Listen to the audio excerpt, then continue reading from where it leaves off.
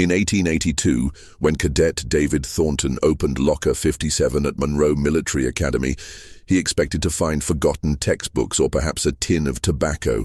Instead, his trembling hands pulled out a black leather diary that would reveal the darkest secret ever hidden within those hallowed walls. The entries, written in desperate scrawl, described horrors so unthinkable that the Academy would do anything to keep them buried. What David discovered that October morning would haunt him for the rest of his life and change everything he thought he knew about honor, discipline, and the true cost of molding young men into soldiers. But before we delve into the shadows that consumed Monroe Academy, if you're fascinated by untold stories of America's most mysterious institutions, make sure to subscribe to Dark Heritage Files and hit that notification bell so you never miss our investigations into the secrets that shaped our nation. Give this video a like if you're ready to uncover the truth, and let us know in the comments what city and country you're listening from. We love connecting with our international audience of mystery enthusiasts. Now let us return to that fateful autumn of 1882, when the truth about Monroe Academy was about to surface. According to the fragmented records and testimonies that have survived through generations of whispered accounts, the story of Monroe Academy began to unravel in the most unexpected way. Monroe Military Academy stood like a fortress of red brick and limestone in the rolling hills of Shenandoah County, Virginia, 30 miles south of Winchester. Established in 1854 by Colonel Augustus Monroe, a decorated veteran of the Mexican-American War, the Academy had built a reputation as one of the South's most prestigious institutions for training young gentlemen into military officers. The sprawling campus housed nearly 200 cadets, sons of wealthy planters, politicians, and industrialists who paid handsomely for their boys to receive the finest military education money could buy. The Academy's Gothic revival architecture cast long shadows across manicured lawns, where cadets in gray uniforms marched in perfect formation beneath towering oak trees that had witnessed decades of military tradition. The main building, with its imposing clock tower and arched windows, housed classrooms, administrative offices, and the commandant's quarters. Behind it stood the barracks, a three-story brick structure where cadets lived in spartanly furnished rooms, 2 boys to a room, with their belongings stored in numbered metal lockers that lined the corridors. Colonel Augustus Monroe ruled his domain with an iron fist wrapped in Southern charm. A tall, silver-haired man with penetrating gray eyes and a meticulously groomed beard, he commanded respect through a combination of military bearing and the social connections that kept Virginia's elite families sending their sons to his institution. The colonel preached that discipline was the cornerstone of character, and that only through rigorous training could wayward youth be transformed into honorable men worthy of their family names. David Thornton arrived at Monroe Academy in September 1882, a 16-year-old from Richmond whose father, a successful tobacco merchant, hoped military school would cure his son's rebellious streak. David was tall for his age, with dark hair and intelligent brown eyes that often held a hint of defiance. Unlike many of his classmates who came from generations of military families, David had no desire for a military career. He was more interested in literature and had dreams of becoming a journalist, much to his father's disappointment. The Academy's daily routine was rigid and unforgiving. Reveille sounded at 5:30 each morning, followed by mandatory physical training, breakfast in the mess hall, academic classes, military drills, evening study period, and lights out at 9 o'clock sharp. Any deviation from protocol resulted in demerits, and accumulated demerits led to punishment details, extra drilling, kitchen duty, or confinement to quarters. October 15, 1882, dawned crisp and clear, with autumn leaves carpeting the Academy grounds in shades of gold and crimson. David had been assigned to inventory duty in the barracks basement, a tedious task that involved checking abandoned lockers left by cadets who had graduated or been dismissed. The basement was dimly lit by gas lamps, their flickering flames creating dancing shadows on the brick walls lined with rows of metal lockers bearing brass numbers. When David reached locker 57, he found it secured with a rusted padlock that looked as though it hadn't been opened in years. Using a crowbar from the maintenance supplies, he pried the lock free with a sharp crack that echoed through the basement. The locker door swung open with a prolonged screech, revealing a small space that smelled of mildew and something else, something metallic and unpleasant. Inside, pushed to the back corner, lay a black leather-bound diary tied with a frayed ribbon. As David lifted it out, his hands trembled slightly at the weight of the book and the strange reluctance he felt to open it. The leather was soft with age, and the brass corners were tarnished green. No name appeared on the cover, but when he untied the ribbon and opened to the first page, he found an inscription in careful script. Property of Cadet Malcolm Fletcher, class of 1878. May God forgive us all. David had never heard of Malcolm Fletcher, which struck him as odd, since academy tradition held that graduates' names were engraved on bronze plaques in the main hall. Curious, he began to read the first entry, dated September 3, 1877. What he discovered made his blood run cold. The diary chronicled Fletcher's experiences at Monroe Academy, but these were not the typical complaints of a homesick boy or grumbling about strict discipline. Fletcher wrote of brutal punishment sessions that took place in the academy's sub-basement, a level David didn't even know existed. He described something called the program, a special curriculum that certain cadets underwent, supposedly to break their rebellious spirits through systematic psychological torture. Fletcher's entries detailed midnight removals from dormitory rooms, where selected cadets were taken to soundproof chambers beneath the academy. There, they endured hours of interrogation, forced to confess to increasingly minor infractions until they broke down completely. The methods described included prolonged isolation in complete darkness, forced standing for hours without relief, and elaborate humiliation rituals designed to destroy a boy's sense of self-worth. David's hands shook as he read Fletcher's increasingly desperate accounts. The boy wrote of cadets who returned from these sessions as hollow-eyed shells of their former selves, speaking in whispers and jumping at sudden noises. Some never returned at all, their families told that they had deserted or been expelled for misconduct. The discovery of Fletcher's diary opened a window into a hidden history that Monroe Academy had worked carefully to conceal. As David continued reading over the following days, hiding the black book beneath his mattress and studying it by candlelight after his roommate fell asleep, he began to notice details around the academy that had previously escaped his attention. He observed how certain cadets, typically those whose families had significant wealth or political influence, seemed to live under different rules than the others. These boys received special privileges, better quarters, and appeared immune from the harsh punishments that befell less connected students. More disturbing was David's growing awareness of which cadets seemed to disappear from academy life without explanation. Fletcher's diary revealed that the program was actually a lucrative side business for Colonel Monroe. Wealthy families, particularly those dealing with sons who had proven troublesome at home, could pay additional fees to have their boys subjected to extreme disciplinary measures. These parents, desperate to reform sons who had embarrassed them with gambling debts, scandalous affairs, or other social indiscretions, were willing to pay enormous sums for guaranteed results.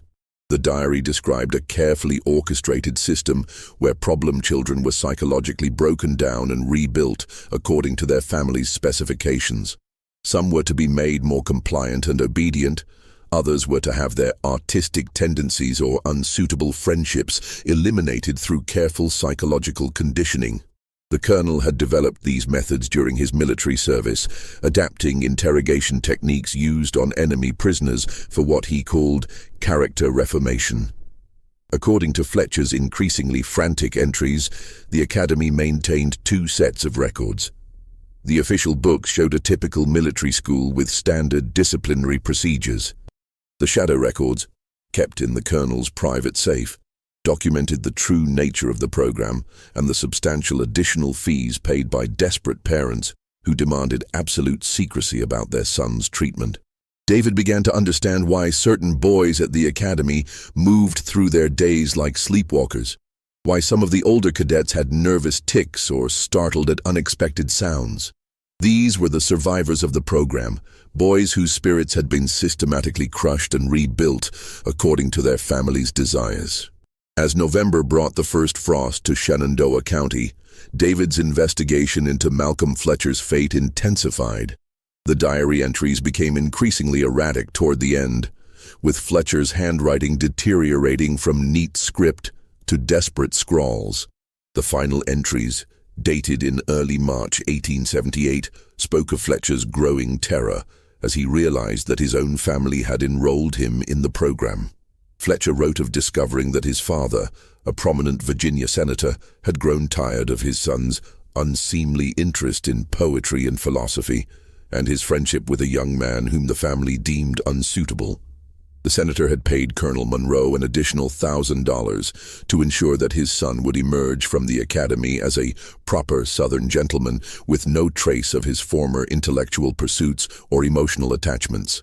The diary revealed that Fletcher had attempted to resist the psychological conditioning, which only intensified his treatment. He was subjected to increasingly severe isolation, forced to stand at attention for 10-hour stretches, and made to write hundreds of lines renouncing his previous interests and friendships.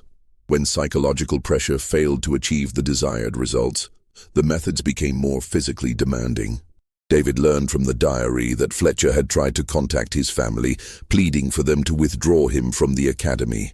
However, Colonel Monroe intercepted all correspondence, a standard practice for boys enrolled in the program. Families were told that their sons were progressing well, but required complete isolation from outside influences during their reformation period. The most chilling revelation came in Fletcher's description of what happened to cadets who proved unreformable. These boys, according to whispered conversations Fletcher had overheard, were dealt with permanently.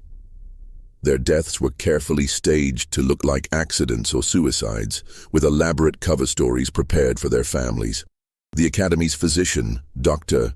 Cornelius Whitmore, was complicit in these arrangements, signing false death certificates and providing medical justifications for the fatalities. Fletcher's final entry, dated March 15, 1878, was barely legible. "They come for me tonight. Father will receive word that I tried to desert and was killed attempting to escape. Dr. Whitmore has already prepared the story. God help the boys who come after me. The truth is in the sub-basement. Look for the iron door behind the coal furnace." David's discovery that Malcolm Fletcher had been murdered sent waves of terror through his young mind, but it also awakened a determination to expose the truth. However, he quickly realized the enormity of the conspiracy he faced. Not only was Colonel Monroe involved, but the Academy's physician, several faculty members, and potentially some of the most powerful families in Virginia were complicit in these crimes.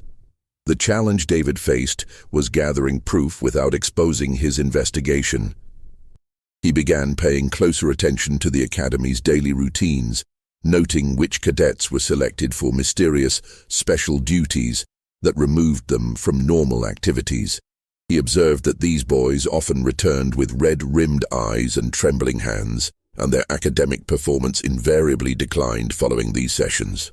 Using his assignment to basement inventory duty as cover, David began searching for the sub-basement Fletcher had described. Behind the Academy's main heating system, he discovered what appeared to be a maintenance area, but closer inspection revealed inconsistencies in the brickwork that suggested hidden passages. After several careful explorations, he found a section of wall that seemed different from the rest. On November 23, 1882, while most of the Academy was attending a mandatory lecture on military history, David managed to slip away to the basement. Using tools from the maintenance shed, he carefully probed the suspicious wall section until he found a loose brick. Behind it, his fingers encountered cold metal, the handle of the iron door Fletcher had mentioned. The door opened onto a narrow staircase descending into complete darkness. David's hands shook as he lit a stolen candle and began his descent into Monroe Academy's most carefully guarded secret. The stairs led to a series of small chambers carved directly into the bedrock beneath the Academy. The air was thick with moisture, and carried the metallic smell David had noticed in locker 57. The first chamber contained what appeared to be an interrogation room, with a single wooden chair bolted to the floor and iron rings embedded in the walls. Water stains on the floor suggested the room was regularly hosed down. The second chamber held several wooden boxes filled with detailed records, psychological profiles, family correspondence, and treatment notes written in Colonel Monroe's distinctive handwriting. But it was the third chamber that revealed the full horror of the program. Here, David found evidence of Fletcher's fate and that of at least 6 other cadets who had officially deserted or died in accidents over the past decade. Hidden beneath loose floorboards were personal effects, rings, watches, letters from home that would have been returned to families if the boys had truly died accidentally. Most damning of all was Colonel Monroe's private journal, which documented each case with clinical detachment. Fletcher's entry read, "Subject proved completely resistant to standard conditioning techniques. Physical methods unsuccessful. Elimination necessary. March 16, 1878. Body disposed of in limestone quarry, 15 miles northeast. Family notified of desertion attempt and subsequent shooting by guards." David's discovery of the colonel's journal provided irrefutable proof of the murders, but it also placed him in immediate danger. As he studied the documents by candlelight in the hidden chamber, he heard footsteps on the stairs above. Someone was coming. David quickly extinguished his candle and pressed himself against the wall, his heart pounding so loudly he was certain it could be heard throughout the chamber. The footsteps grew closer, accompanied by the glow of a lantern. Through a crack in the door, David saw Colonel Monroe himself descending the stairs, followed by Dr. Whitmore and 2 Academy guards. "The Fletcher boy's belongings should have been destroyed years ago," Monroe was saying, his cultured Virginia accent carrying clearly in the confined space. "I've been careless, gentlemen. We cannot afford such oversights when Senator Harrison's son arrives next month. The boy's gambling debts have embarrassed the family beyond tolerance." Dr. Whitmore's nasal voice replied, "The new psychological conditioning methods show promise, Colonel. Perhaps we won't need to resort to permanent solutions as frequently." "Perhaps," Monroe agreed, "but we must be prepared for all contingencies. The families pay us precisely because we guarantee results one way or another." David realized with horror that they were discussing another cadet to be enrolled in the program, and potentially another murder if the boy proved unreformable. He also understood that his own investigation had somehow been discovered. Monroe's presence in the sub-basement could not be coincidental. As the men moved through the chambers conducting their inspection, David carefully retreated deeper into the complex. However, his movement disturbed some loose stones, creating a small noise that immediately caught the attention of the guards. "Search every chamber," Monroe ordered, his voice suddenly sharp with alarm. "If someone has discovered our operations, they cannot leave this academy alive." David found himself trapped in the deepest part of the sub-basement, with no apparent escape route. The walls seemed to close in around him as he heard the systematic search approaching his hiding place. In desperation, he began feeling along the walls for any opening or weakness that might provide an exit. His fingers found a narrow gap between stones that seemed to lead to a natural cave system. With no other options, David squeezed through the opening, just as lantern light began to illuminate the chamber he had vacated. He found himself in a natural limestone cave that seemed to extend beyond the academy grounds. David's escape through the cave system brought him out nearly half a mile from the academy, in a wooded area near the main road to Winchester. Covered in mud and trembling from his ordeal, he made his way to the town, where he sought help from the local sheriff, a man named Thomas Bradley, who had no connection to the academy or the influential families it served. Sheriff Bradley initially expressed skepticism about David's story, but the physical evidence was overwhelming. Fletcher's diary, combined with the documents David had memorized from the sub-basement, provided detailed proof of multiple murders and a conspiracy involving some of Virginia's most prominent families. The investigation that followed rocked Virginia society to its foundations. Colonel Monroe was arrested, along with Dr. Whitmore and several faculty members. The discovery of remains in the limestone quarry confirmed the fate of Malcolm Fletcher and 5 other young men who had officially died in accidents or been reported as deserters. The scandal revealed that over 20 families had paid for their sons to undergo special discipline at Monroe Academy, though only 7 families had knowingly consented to potentially lethal methods. Most parents had simply wanted their troublesome sons reformed, not murdered. However, several prominent politicians and businessmen were implicated in covering up suspicious deaths to protect their own reputations. Monroe Academy closed permanently in December 1882, its buildings eventually converted into a state hospital for the mentally ill. Colonel Monroe died in prison while awaiting trial, officially from a heart attack, though rumors persisted that he had been murdered by agents of the families whose secrets he might have revealed in court. David Thornton's courage in exposing the truth came at a personal cost. His family faced social ostracism from Virginia's elite circles, and his father's tobacco business suffered as former associates distanced themselves from the family that had betrayed the natural order. David was quietly transferred to a school in Pennsylvania, where he completed his education under an assumed name. The black diary that started it all was entered into evidence during the investigation and later disappeared from court records. Some say it was destroyed, others believe it was hidden away by surviving members of the conspiracy. David never learned what became of Malcolm Fletcher's final testament, but he carried the memory of those desperate words for the rest of his life. The Monroe Academy case reminds us that the most horrific crimes often hide behind facades of respectability and tradition.